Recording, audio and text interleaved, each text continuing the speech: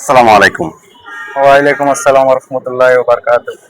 আপনার কাছে আসলাম এই আখের বিষয়ে জানার জন্য। আপনি আসলে এই যে 17 তলা ছাদের উপরে এই যে আখের চাষ করলেন, এইটা আসলে কিভাবে আপনার মাথায় আসলো যে 17 তলা ছাদের উপরে এই আখের গাছ হবে? এই বিষয় নিয়ে আপনি কিছু একটা বলেন, দর্শক জানতে চায়। আসলে আপনি খুব সুন্দর একটা প্রশ্ন করছেন। প্রিয় দর্শক, শুভ সন্ধ্যা। আসসালামু আলাইকুম ওয়া রাহমাতুল্লাহি ওয়া বারাকাতুহু। আমার নাম মোহাম্মদ রফিকুল ইসলাম। আমি আহ, আসলে একটা নিচে, আমি এখন 17 তলার উপরে আছি।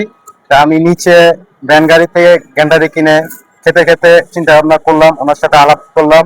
আলাপ করে আহ, ওনার কাছ থেকে আমি 4-5টা চারা এনে এখানে লাগালাম।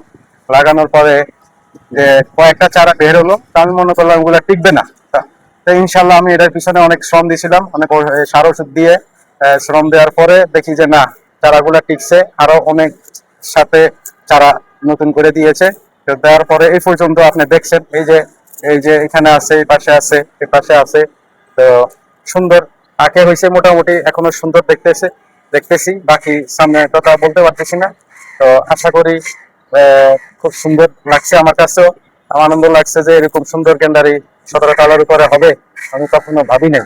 তো আশা করি, আমি মনে করি আপনারাও এই ক্যান্ডারি লাগাতে পারেন, চেষ্টা করতে পারেন, যাদের ছাদে এরকম জায়গা আছে বা চেষ্টা করতে পারেন। আশা করি তো ইনশাআল্লাহ আমিও দেখি আমার এগুলা আগামীতে এরকম হয়, তো আরো লম্বা হয় কিনা, বা হলেও আপনাদেরকে দেখাবো এবং কি জানাবো। ঠিক আছে, ওকে, আর আসসালামু আলাইকুম। এগুলোর মধ্যে আসলে কি কি সার প্রয়োগ করলেন আপনি একটু যদি দর্শকদেরকে বলতেন। এগুলো আসলে যে সারগুলো আমি ব্যবহার করছি, সেটা যেভাবে খেতে, ধান খেতে যেগুলো ব্যবহার করে, ইউরিয়া আছে, পটাশ সার আছে, তারপরে এই এর সাথে আবার গোবর আছে।